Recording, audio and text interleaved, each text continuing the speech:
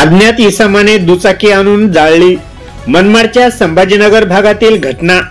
मनमाडच्या संभाजीनगर भागात एका अज्ञात इसमाने दुचाकी आणून जाळल्याचा प्रकार समोर आला आहे।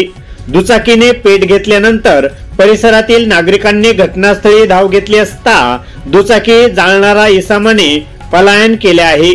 या घटनेत दुचाकी जळून खाक झाली आहे।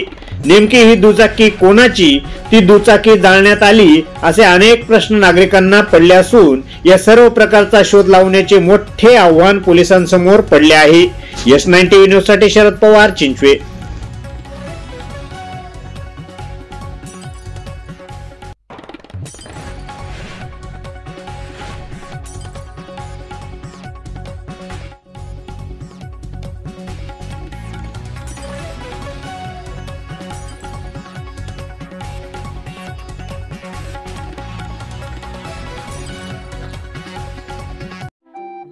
आपल्या चॅनलला नक्की सबस्क्राइब करा, बेल आयकॉन दाबायला विसरू नका।